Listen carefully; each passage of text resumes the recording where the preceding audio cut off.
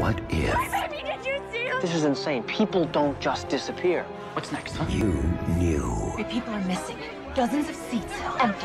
What's going on, Captain? This How do you hide from something like this? was about to happen. An ancient prophecy Thousands of years completed. It's written in the scriptures, I guarantee it. about to become true. What's coming? It's gonna get a lot worse. Based on the New York Times bestseller, They're not here. They're not anywhere. Left Behind. If used our dreams against us. Nobody just walked off this airplane. We are at 37,000 feet. I don't know if they're dead or lost. Or even worse, or more of us. There was a serpent. Do you know who you're dealing with? Do you? Faith. I knew your message. I knew your words. Left Behind. The movie. All of it's true. Seeing is believing.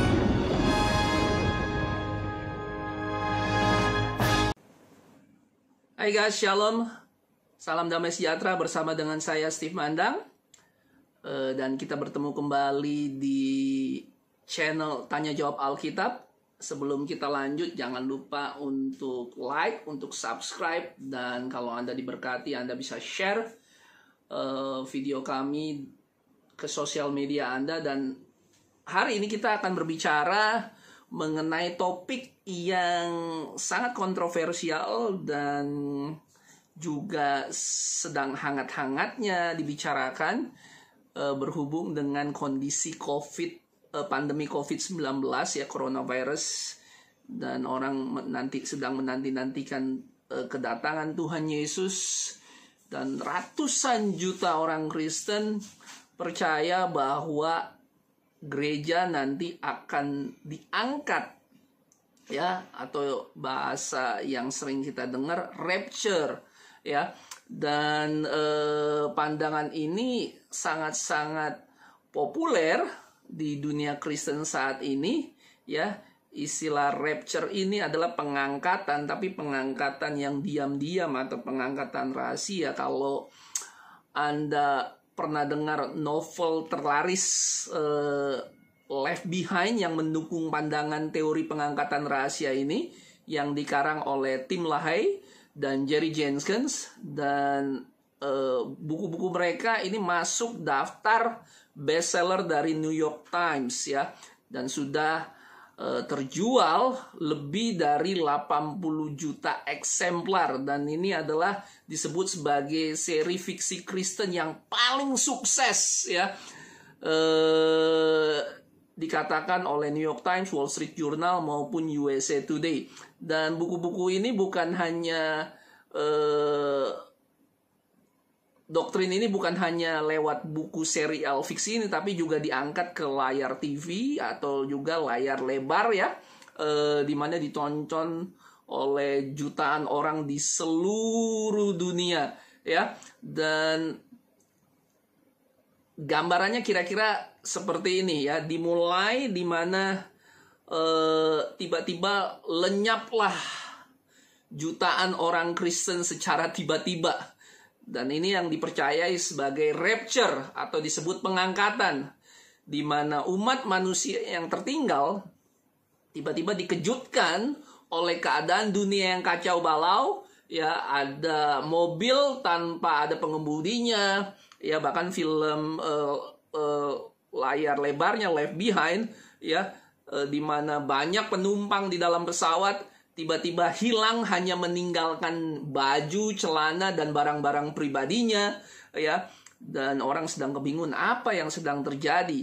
Dan dan akhirnya mereka sadar bahwa ini ada sangkut pautnya dengan nubuatan Alkitab yang dipercaya sebagai teori rapture atau teori pengangkatan rahasia ya. Mobil bertabrakan, terjadi yang namanya kekacauan, pesawat tanpa pilot juga jatuh, dan terjadi bukan hanya lokal ya di negara tertentu, tapi di seluruh dunia, melanda seluruh dunia. Dan setelah itu ya, terjadilah periode nubuatan yang akan disebut masa kesusahan atau masa kesukaran besar atau Great Tribulation. Nah, saya akan bicara di video yang lain tentang Great Tribulation atau masa kesusahan besar, tapi sekarang saya sedang fokus kepada pengangkatan yang dipercaya sebagai pengangkatan yang rahasia atau yang diam-diam ya, di mana tiba-tiba hilang lenyap begitu saja orang-orang. Dan di tengah kekacauan yang tak terbayangkan ini ya, kalau di dalam serial fiksinya dan juga layar kacanya ya, tiba-tiba muncul seseorang yang sangat misterius ya, Nikolai Karvatia, dan dia mewakili atau yang biasa disebut satu orang jahat ya, sebagai antikristus yang akan bangkit menjadi pemimpin dunia dengan menjanjikan kedamaian. Dan figur antikristus ini mengambil Amerika Serikat dengan cepat mendirikan satu pemerintahan dunia. Namun tidak semua orang akan menjadi pengikutnya. Orang-orang yang tertinggal ya, ini mulai melakukan yang namanya perlawanan atau pemberontakan dan disebut Tribulation Force ya.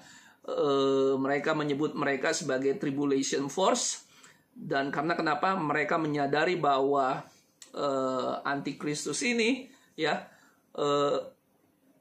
adalah yang dibuatkan di dalam Alkitab dan mereka akan melawannya. Dan akhirnya sebagai usaha untuk mengontrol seluruh dunia di dalam film Left Behind series ini ya, antikristus itu atau Nikolai ini akhirnya membuat alat untuk menguji kesetiaan seseorang atau suatu biochip atau microchip berteknologi yang sangat tinggi dan akan ditanamkan pada dahi dan tangan semua orang, dan ini disebut tanda binatang.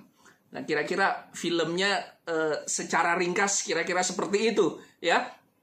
Dan pengarang buku serial ini, Tim LaHaye dan Jerry Jenkins ya, dengan tulus mengharapkan semua penontonnya untuk menerima Yesus Kristus sebagai Tuhan dan Juru Selamat mereka sebelum ya terjadinya pengangkatan ini, supaya semua orang Kristen bisa terhindar dari masa kesusahan, kesukaran besar, dan tidak perlu menghadapi antikristus beserta tanda binatangnya. Ya, tentu tidak diragukan lagi bahwa jutaan orang tersentuh dengan proyek film seperti ini dan novel seri fiksinya ya. Dan orang-orang tersebut akhirnya berpengaruh, dan banyak dari antara mereka memberikan hidup mereka kepada Yesus Kristus. Dan umat Kristen di mana saja akhirnya telah dibawa untuk memikirkan lebih serius mengenai akhir zaman dan kedatangan Tuhan Yesus yang kedua. Bahkan banyak anak muda juga dijamah hatinya melalui novel fiksi ini. Nah, tapi walaupun produser ataupun penulis Left Behind ini adalah seorang Kristen yang sangat tulus, saya rasa seperti yang dikatakan oleh Rasul Paulus, jangan menganggap rendah nubuatan-nubuatan, tapi ujilah segala sesuatu dan peganglah apa yang baik. Dan di balik kisah yang sangat terkenal dan menakjubkan ini, kita akan menguji apakah teori pengangkatan rahasia yang digambarkan oleh novel maupun film seri Left Behind ini, apakah mereka sesuai dengan ajaran kitab suci.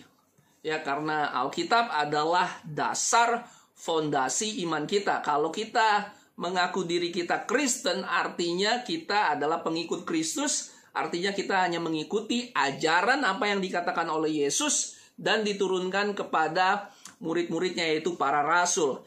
Dan kita akan melihat dan menguji beberapa ayat yang dipakai untuk mendukung teori pengangkatan rahasia. Dan kita akan lihat apakah mereka lolos ujian dari apa yang Alkitab katakan atau tidak. Nah, saya tentu tidak menghakimi motivasi seseorang untuk percaya atau tidak, itu urusannya masing-masing ya. Tapi di sini saya ingin sekedar untuk menguji teori-teori atau doktrin-doktrin yang sangat populer, karena seringkali apa yang populer belum tentu kebenaran, dan kebenaran biasanya seringkali tidak populer, ya. Dan kita akan menguji melalui Alkitab ayat demi ayat yang sering dipakai untuk mendukung teori seperti ini. Nah, kita mulai saja ayat-ayat yang sangat tenar, ya, yang sangat terkenal untuk mendukung ayat-ayat ini. Ya, tapi sebelumnya Paulus sendiri telah memprediksi, ya, kalau kita baca di Timotius 4 ayat 3 dan 4, ya, karena akan datang waktunya orang tidak dapat lagi menerima ajaran sehat, tetapi mereka akan mengumpulkan guru-guru menurut kehendaknya untuk memuaskan keinginan telinganya. Mereka akan memalingkan telinga mereka dari kebenaran dan membukanya bagi dongeng. Itu di 2 Timotius 4 ayat 3 dan 4. Dan saya rasa kalau saja Rasul Paulus, rasul yang sangat besar, ya, yang menulis kebanyakan kitab-kitab di Perjanjian Baru, bersedia untuk apapun yang dia ajarkan kepada gereja untuk diuji, ya, saya rasa kita juga harus belajar rendah hati, ya, tidak peduli siapapun kita, apakah kita pendeta, hamba Tuhan, atau pengajar, pengkhotbah, ataupun sekedar orang biasa, ya. Di Kisah Para Rasul 17 ayat 11, ya, Rasul Paulus sendiri bersedia untuk ajarannya diselidiki oleh kitab suci. Ya, jangan percaya saya, ya, jangan percaya siapapun juga. Mari kita uji dengan firman Tuhan, karena di Kisah Para Rasul 17 ayat 11, inilah seharusnya setiap orang yang mendengarkan firman Tuhan harus berpikir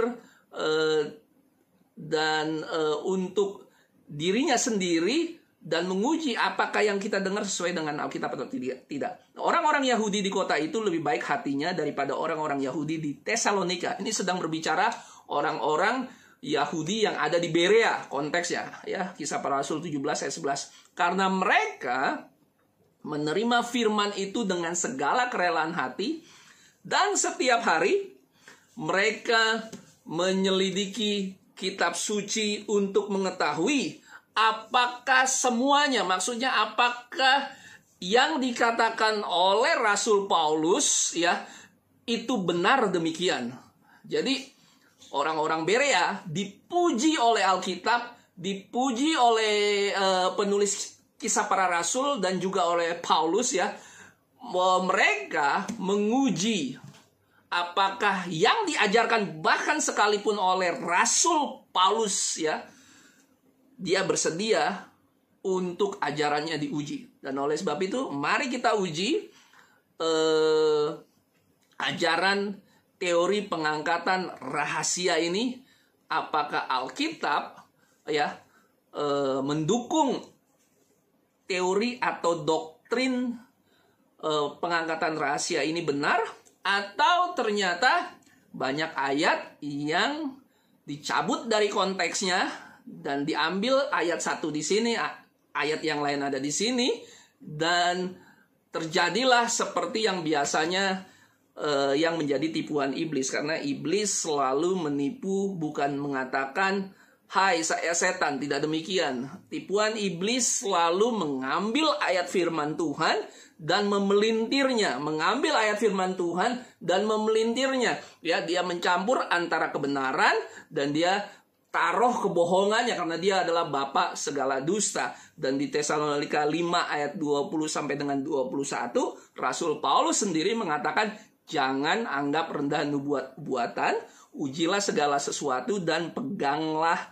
yang baik. Jadi ini adalah nasihat dari kitab suci, nasihat dari Rasul Paulus untuk kita menguji nubuatan-nubuatan seputar doktrin rapture atau pengangkatan yang tiba-tiba lenyap semua orang, jutaan orang Kristen, ya, orang yang percaya, orang yang tidak percaya akhirnya ditinggal, dan mereka akan istilahnya mendapatkan kesempatan kedua supaya mereka tidak menerima tanda binatang di tangan maupun di dahi, ya.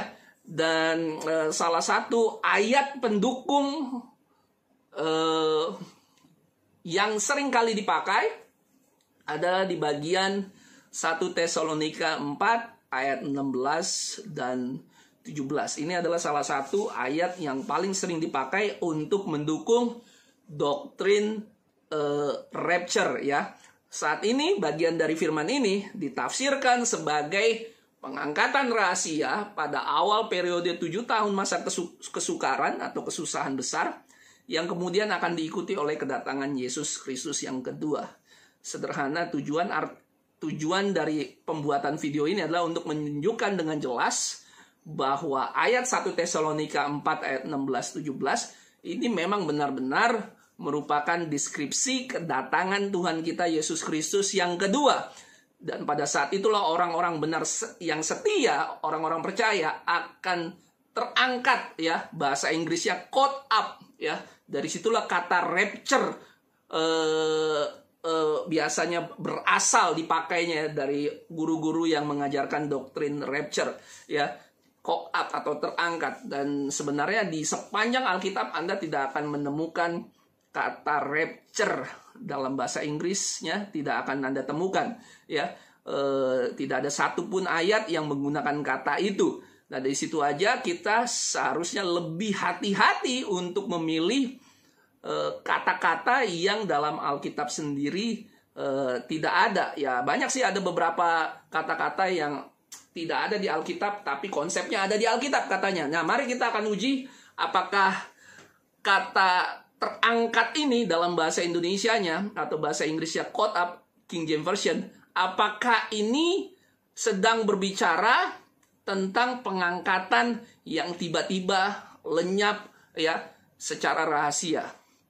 Mari kita lihat konteks dari ayat ini ya. Kita harus baca seringkali untuk tahu satu ayat bagian, kita harus membaca konteksnya secara keseluruhan. Kita tidak bisa ambil satu kata atau satu ayat ya dan tidak menghiraukan satu pasal ataupun satu buku ya, ataupun buku-buku atau kitab-kitab yang lain. Karena 1 Tesalonika 4, 16, 17 ini ya, ini adalah berbicara Paulus yang menulis kepada jemaat di Tesalonika. Dan kita akan melihat beberapa tulisan Paulus yang paling bisa menjelaskan apa yang dimaksudkan oleh Paulus adalah Paulus sendiri. Dengan cara seperti apa? Dengan cara membandingkan ayat demi ayat ya, yang berkenaan dengan apa yang Paulus bicarakan di sini ya.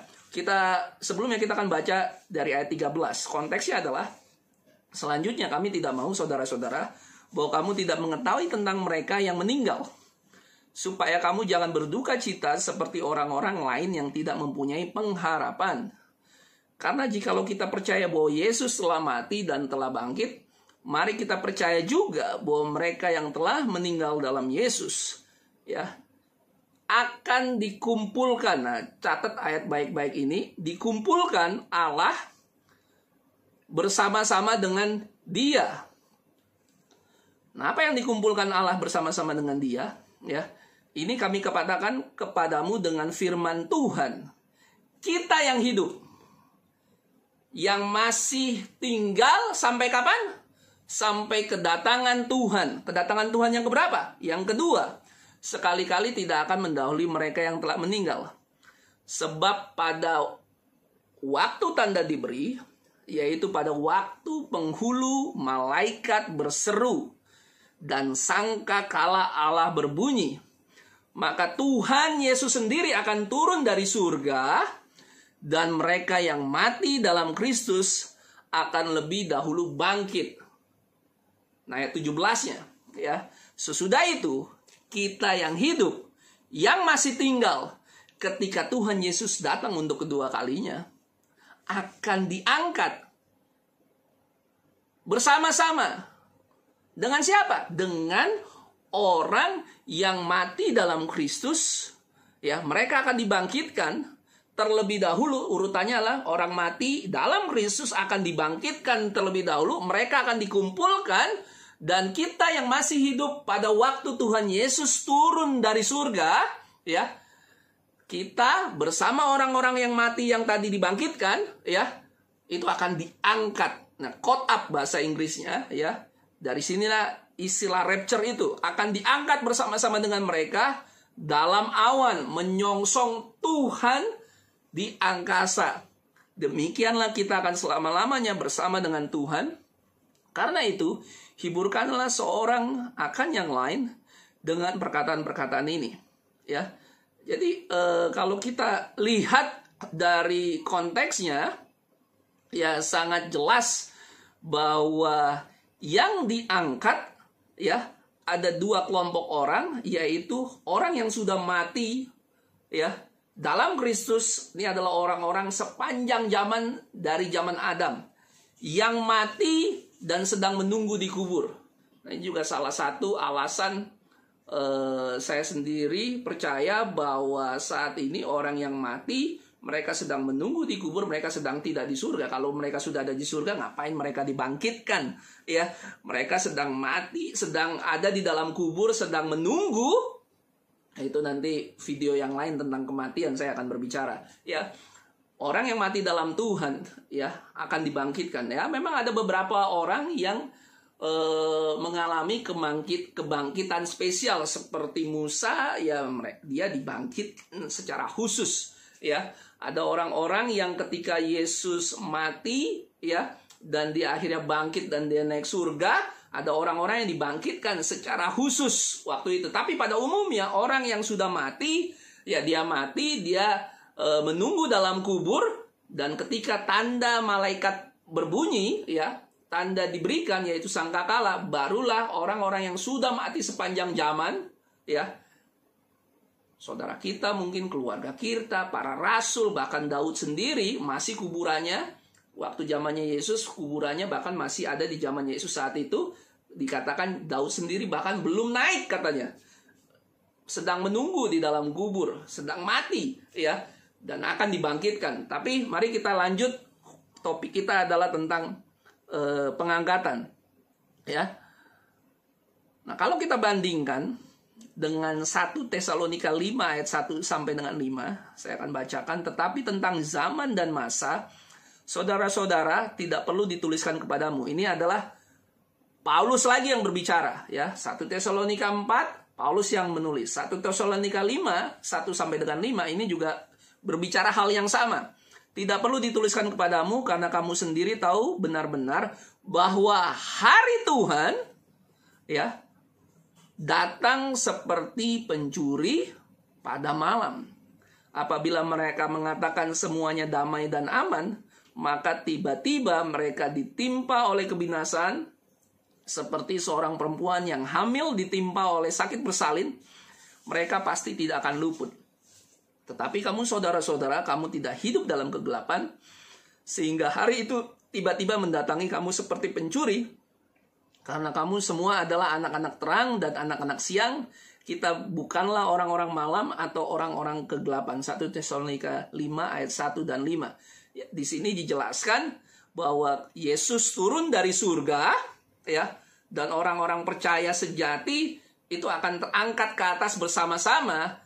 Dan di ayat yang Tesalonika 5 ayat 1 sampai dengan 5 ini lebih menjelaskan secara lebih terperinci, ya. Dan kehancuran mendadak tiba-tiba menimpa orang-orang yang terhilang pada hari Tuhan, ya. Kehancuran mendadak tiba-tiba menimpa orang-orang yang terhilang sewaktu Yesus datang di hari Tuhan itu. Semua ini terjadi di hari itu, atau yang disebut hari Tuhan atau hari kedatangan Yesus yang kedua. Konteksnya ada di sana. Mari kita lihat kata-kata Paulus lagi di surat yang kedua kepada jemaat yang sama. Tadi di 1 Tesalonika, sekarang kita akan lihat di 2 Tesalonika, ya. Ini sama-sama ditujukan kepada jemaat yang sama, dan Paulus memberikan perincian yang lebih mendalam lagi, ya, mengenai apa yang dia maksudkan, ya. Dalam 2 Tesalonika 2 ayat 1, Paulus menulis kepada kelompok orang yang sama tentang kedatangan Tuhan kita Yesus Kristus dan terhimpunnya, ya, berkumpulnya, terhimpunnya kita bersama-sama dengan dia. Ada kesamaan yang sangat-sangat jelas kalau Anda bandingkan tadi dengan 1 Tesalonika 4 ayat 16. dan 17. Nah, 2 Tesalonika 2 ayat 1 sampai 4 tentang kedatangan Tuhan kita Yesus Kristus, ya. Saya beri tanda merah, dan terhimpunnya kita. Tadi kalau di 1 Tesalonika 4 16 17 berkumpulnya kita. Dengan Dia kami minta kepadamu saudara-saudara, supaya kamu jangan lekas bingung dan gelisah, baik oleh ilham roh maupun oleh pemberitaan atau surat yang dikatakan dari kami, seolah-olah hari Tuhan telah tiba. Nah, ini amaran atau nasihat dari Rasul Paulus, mengatakan kepada kita semua orang Kristen, ya, yang membaca suratnya Paulus mengenai pengangkatan, mengenai kedatangan Yesus Kristus yang kedua. Paulus mengatakan di ayat yang ketiga, 2 Tesalonika 2 ayat 3, janganlah kamu memberi dirimu disesatkan. Janganlah kamu memberi dirimu disesatkan orang dengan cara yang bagaimanapun juga, ya. Sebab sebelum hari itu haruslah datang dahulu murtad, dan haruslah dinyatakan dahulu manusia durhaka yang harus binasa, yaitu lawan yang meninggikan diri di atas segala yang disebut atau yang disembah sebagai Allah. Bahkan ia duduk di bait Allah dan mau menyatakan diri sebagai Allah. Ya, ini sedang berbicara tentang sebelum kedatangan Yesus Kristus yang kedua. Paulus mengatakan jangan kita tersesat, jangan orang lain mau menyesatkan kita. Sebelum hari Tuhan datang, ya, antikristus, orang yang harus binasa, yang duduk di bait Allah, yang duduk di dalam gereja Tuhan, karena bait Allah, setiap kali Paulus mengatakan tentang bait Allah, ya, ini bukan berbicara tentang bait gedung bait suci yang ketiga seperti banyak anggapan orang lain, ya. Kalau Anda bandingkan kata-kata yang seringkali dipakai oleh Rasul Paulus, ya, bait Allah, Rasul Paulus juga berbicara tentang, tidak tahukah kamu bahwa tubuhmu adalah bait Allah, ya. Jadi bicara tentang bait Allah, yaitu kita, gerejanya. Kita ini adalah bait Allah, ya. Bukan hanya sekedar bait Allah seperti di zaman Yesus waktu hidup, zaman Salomo ataupun zaman Musa, ya. Dan antikristus harus dinyatakan sebelum Yesus datang. Nah, kalau Anda tahu teori doktrin pengangkatan rahasia, orang-orang lenyap dulu, diangkat orang percaya. Orang yang tertinggal, ya, akan mengalami masa kesukaran besar, di mana nanti ada satu orang jahat, yaitu Mr. Antikristus, ya, yang akan memerintah seluruh dunia. Tapi menurut ayat ini mengatakan sebelum Yesus datang, ya, Antikristus harus dinyatakan terlebih dahulu.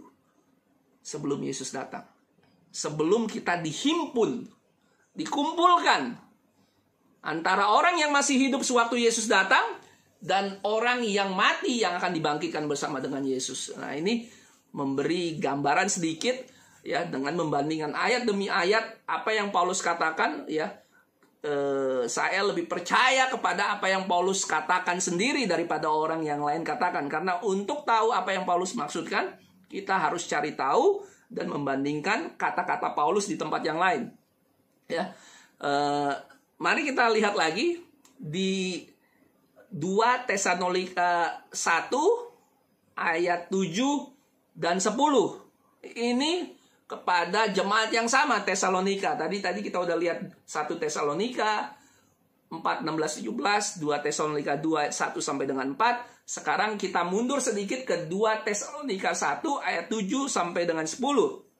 Kembali topiknya sama. Paulus menulis tentang pertemuan atau perhimpunan atau perkumpulan yang sama. Setelah menggambarkan bahwa nanti umat Tuhan akan dianiaya dan sengsara yang akan dialami oleh orang-orang percaya, ya, Paulus menulis, dan untuk memberikan kelegaan kepada kamu yang ditindas, dan juga kepada kami, pada waktu Tuhan Yesus dari dalam surga menyatakan dirinya bersama dengan malaikat-malaikatnya. Ingat tadi di 2 Tesalonika 4:16-17 ada tanda diberi, Tuhan Yesus sendiri datang bersama dengan malaikatnya. Ya, ini cerita narasi yang sama, ya. Bersama-sama dengan malaikatnya dalam kuasanya, di dalam api yang bernyala-nyala, dan akan mengadakan pembalasan terhadap mereka yang tidak mau mengenal Allah dan tidak mentaati Injil Yesus Tuhan kita. Mereka ini akan menjalani hukuman kebinasaan selama-lamanya, dijauhkan dari hadirat Tuhan dan dari kemuliaan kekuatannya apabila ia datang pada hari itu untuk dimuliakan di antara orang-orang kudusnya dan untuk dikagumi oleh semua orang percaya. Sebab kesaksian yang kami bawa kepadamu telah kamu percayai. 2 Tesalonika 1 ayat 7 dan 10. Nah, malahan di sini ya, bahwa sebelum Yesus datang akan ada penindasan, ya. Dan Yesus datang dengan segala kuasa, dengan malaikat, api yang bernyala-nyala, dan akan orang-orang yang terhilang akan orang-orang yang tidak mau mentaati Injil Yesus, yang tidak mau mengenal Allah, itu akan menjalani hukuman kebinasaan selama-lamanya dan dijauhkan dari hadirat Tuhan. Ya. Jadi kalau kita bandingkan secara hati-hati antara tulisan-tulisan Paulus di 1 Tesalonika 4 ayat 16-17 ya, dan juga di 1 Tesalonika 5 ya, ayat 1 sampai dengan 5 ya, dan juga 2 Tesalonika 1 ayat 7 dan 10, dan 2 Tesalonika 2 ayat 1 dan seterusnya yang tadi kita lihat ya. Konteksnya semua sama, ini sedang menggambarkan hari yang sama, yaitu ketika Tuhan Yesus turun dari surga, ketika umatnya yang setia dikumpulkan ya, dan ketika kehancuran mendadak terjadi atas orang-orang yang terhilang atau yang tidak percaya dan tidak mau taat kepada Injil Yesus ya. Ketika bagian-bagian ini disatukan, sangat jelas bahwa Yesus datang dengan urutan yang demikian. Ya, ketika Yesus datang akan ada sebuah seruan, tanda akan dibunyikan. Akan ada pertama, suara. Ya. Suara apa? Sangkakala. Dengan para malaikat yang perkasa datang bersama-sama dengan Yesus dalam api yang menyala-nyala untuk mengangkat ke atas orang percaya yang sejati. Ya, orang percaya yang telah mati dan dibangkitkan, dan orang percaya yang waktu Tuhan Yesus datang masih hidup, ya. Dan orang yang pada waktu Yesus datang tidak menerima Injil Yesus, mereka akan dihancurkan, mereka akan dibinasakan. Ya, tidak ada lagi kesempatan kedua. Ketika orang-orang itu dikumpulkan, diangkat bersama dengan Yesus, tidak ada lagi kesempatan kedua, ya, akan dihancurkan. Sekali lagi, ya, ayat-ayat yang tadi menggambarkan kejadian yang sama, yaitu tentang kedatangan Yesus Kristus yang kedua, dan itulah saatnya gereja diangkat. Tapi pengangkatannya tidak diam-diam. Anda tidak akan baca tiba-tiba berita di esokan harinya jutaan orang Kristen menghilang dan apa yang dikatakan rapture itu terjadi. Tidak akan ada yang bangun dan tidak tahu apa-apa, ya. Kalau Anda perhatikan kata-kata kunci yang disebutkan oleh Paulus, yang pertama ada sebuah teriakan, ada sebuah seruan. Seruan dari siapa? Ini bukan seruan manusia. Ini adalah seruan miliaran malaikat di sorga. Karena Yesus datang bersama dengan para malaikatnya. Ada berapa malaikat yang ada di sorga? Dia akan datang bersama dengan malaikatnya. Ya, ada suara. Ya, Anda pernah mendengar pernah mendengar suara trompet atau sangkakala dibunyikan? Apakah itu tidak terdengar? Apakah diam-diam? Apalagi ini suara sangkakala yang ditiup oleh para malaikat. Dan malaikat yang sangat-sangat perkasa. Ya, kalau kita perhatikan justru 1 Tesalonika 4, 16-17 ini adalah ayat yang paling berisik. Karena ada teriakan, ada suara, ada trompet. Saking kuatnya suara ini, ya, bahkan orang-orang mati, ya, itu dibangunkan dari kematiannya dan mereka bangkit dan terangkat ke surga. Karena definisinya tadi, narasinya seperti itu. Ketika suara malaikat sangkakala dibunyikan, orang-orang mati dalam Tuhan itu harus dibangkitkan lebih dahulu, ya, dan orang-orang yang tertinggal yang masih hidup itu akan terangkat bersama-sama dengan Yesus. Dan ini tidak terjadi secara diam-diam. Ya, tidak ada tiba-tiba orang meninggalkan bajunya dan suami bangun, istrinya orang percaya, cuman bajunya. Nggak ada seperti itu. Alkitab bahkan tidak menjelaskan tentang pengangkatan yang demikian. Itu hanya ada di novel fiksi dan hanya ada di film-film. Alkitab secara jelas melalui Rasul Paulus, ya, berbicara tentang pengangkatan yang berisik, sangkakala Tuhan Yesus datang dengan segala kuasa. Anda bayangkan ya, satu atau dua malaikat waktu malaikat itu datang ke kubur Yesus dijaga oleh prajurit-prajurit Romawi yang gagah perkasa. Dan ketika malaikat itu datang, ya, mereka langsung tertunduk seperti orang mati, ya. Itu hanya 1-2 malaikat mungkin. Bagaimana kalau jutaan malaikat, apalagi Yesus datang dengan segala kemuliaannya, ya. Bumi akan bergoncang, akan ada gempa bumi yang sangat dahsyat, ya. Suaranya itu akan terdengar oleh semua atau segala makhluk.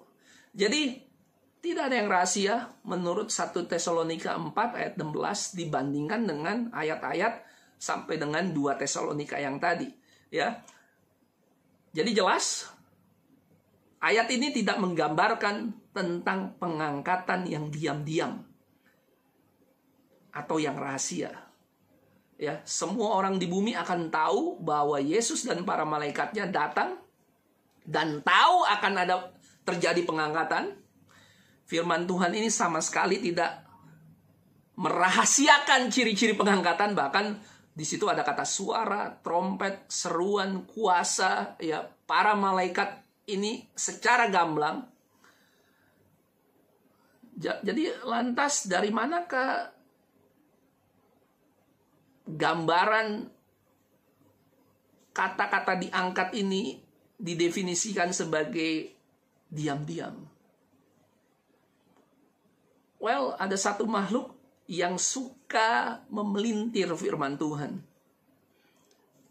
Dan dia adalah bapa segala dusta, yang hanya mengambil satu ayat dan dia memelintirnya. Kelihatan seolah-olah sebagai kebenaran, tapi sebenarnya tidak. Ya, ini hanya baru satu ayat, ya, kata-kata diangkat dari Tesalonika 4 ayat 16-17, karena ini yang diambil di fiksi Left Behind. Ini yang diambil oleh guru-guru nubuatan tentang kedatangan Yesus Kristus, tentang pengangkatan rahasia. Dan juga ada satu buku yang sangat terkenal, yaitu ditulis oleh Hal Lindsey, The Great Planet Earth, ya, yang percaya akan model pengangkatan doktrin seperti ini, ya. Tapi kalau kita lihat kata-kata Paulus dan mendengar sendiri apa yang Paulus katakan di 1 dan 2 Tesalonika, tidak ada pengangkatan rahasia. Ya, yang ada adalah Tuhan Yesus datang, orang mati dan orang hidup dalam Tuhan akan dikumpulkan bersama-sama dengan Yesus. Ketika tanda suara sangkakala malaikat berbunyi, dan Tuhan Yesus datang dengan segala kemuliaan dan kuasanya, dan miliaran malaikat datang menerobos atmosfer bumi, ya, tidak ada yang tidak tahu, ya. Dan setelah itu apa yang terjadi? seperti api yang menyala-menyala akan menghancurkan orang-orang yang tidak menerima Injil Yesus. Pada waktu mereka Yesus datang, ya, tidak ada lagi yang bisa selamat kecuali mereka yang percaya terhadap Injil Yesus. Tidak ada kesempatan yang kedua.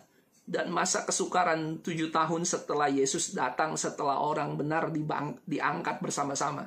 Ya, saya akan berbicara secara khusus mengenai 7 tahun masa kesukaran. Tidak ada satupun ayatnya di dalam Alkitab. Yang ada adalah hanya satu ayat dicomot, ya, tidak melihat konteksnya dan tidak melihat bagian-bagian dari ayat Alkitab yang lain.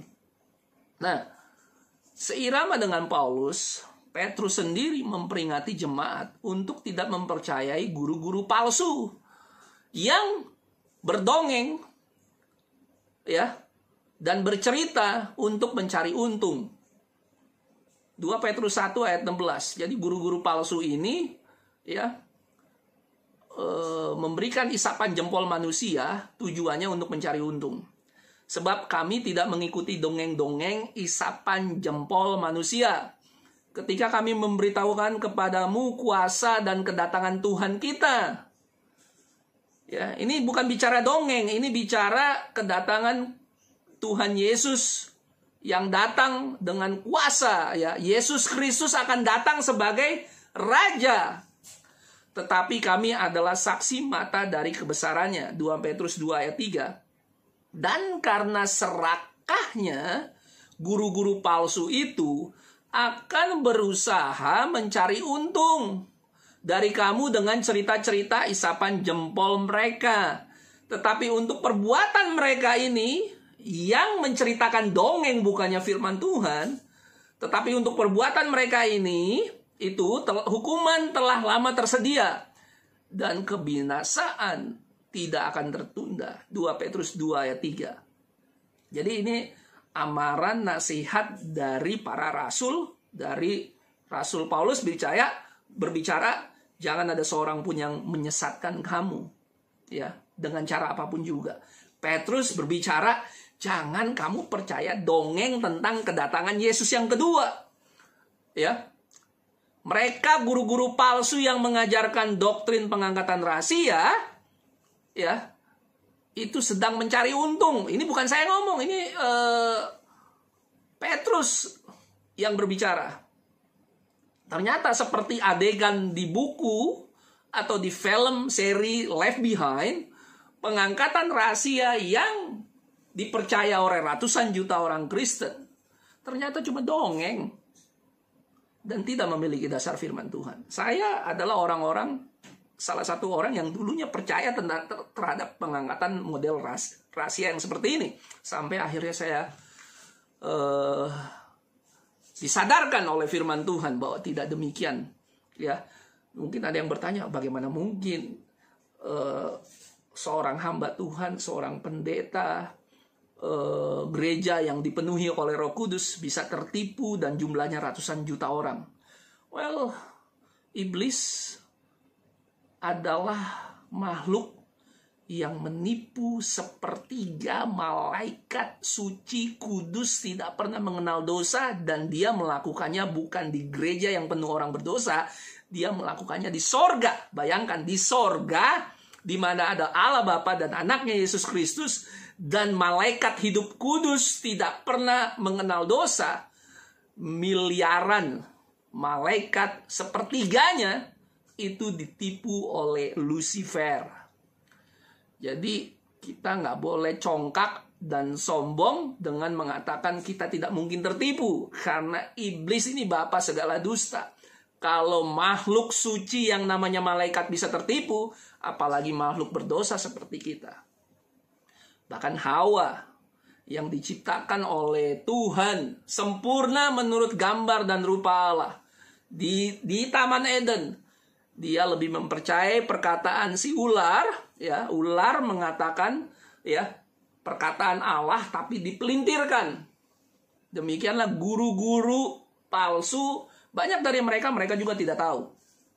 Ya, mereka tidak sadar juga, ya. Tapi firman Tuhan mengatakan, ya, kita jangan terus-terusan dalam ketidaktahuan atau ketidakmengertian kita.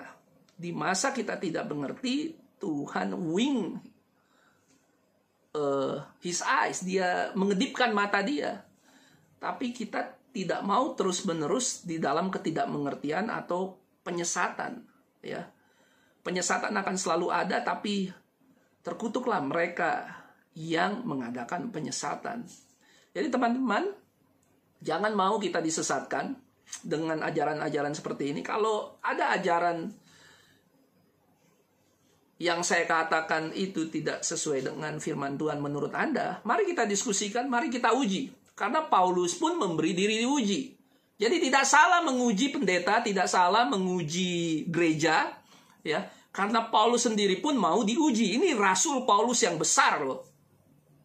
Ya, dia sendiri mau diuji. Jadi kita mau rendah hati diuji. Banyak orang ketika saya sedang berbicara mengenai topik ini, oh nggak bisa, ya nggak masalah, iya kan? Kalau tidak mau diuji ya nggak masalah. Nah, apa bahayanya mempercayai doktrin yang tidak sesuai dengan firman Tuhan?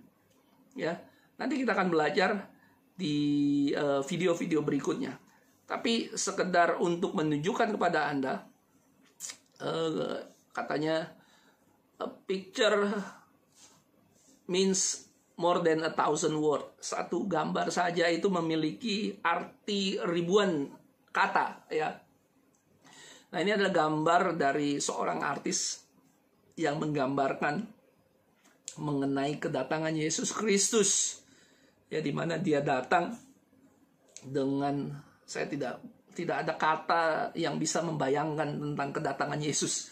Bagaimana dia akan datang dengan segala kemuliaannya dan juga para malaikat. Ya, tapi minimal kita bisa memahami dari catatan grafis yang dikatakan oleh Rasul Paulus dan juga Petrus, ya, dan ayat-ayat yang lain nanti kita akan lihat. Ya, Yesus datang dengan cahaya yang luar biasa, ya. Dan orang-orang mati yang ada di dalam kubur atau dimanapun mereka ketika mereka mati saat itu, mereka akan dibangkitkan. Anak akan bertemu kembali dengan orang tua. Saudara akan bertemu dengan saudara yang terpisahkan. Ya, karena kenapa?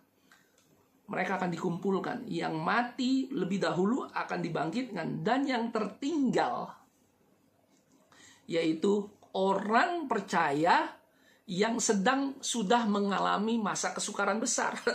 Ini kebalikannya dengan teori pengangkatan rahasia dan teori 7 tahun masa kesukaran. Ya, katanya nanti ada kesempatan kedua. Tidak. Alkitab dengan jelas di 1 Tesalonika surat yang pertama maupun surat yang kedua. Jadi ini akan terjadi, ya. Tidak akan ada yang tidak tahu mengenai pengangkatan, bahwa Yesus akan datang, ya. Ada beberapa juga yang mengatakan bahwa Yesus datangnya rahasia, diam-diam. Saya rasa yang namanya datangnya diam-diam itu pencuri. Dan siapa itu pencuri? Yaitu iblis. Yesus, kalau kita melihat karakternya, dia tidak datang diam-diam. Ya.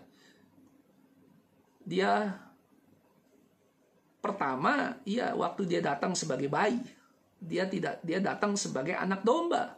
Tapi kedatangan Yesus yang kedua, dia datang sebagai raja. Tidak ada yang perlu lagi yang dirahasiakan sama dia.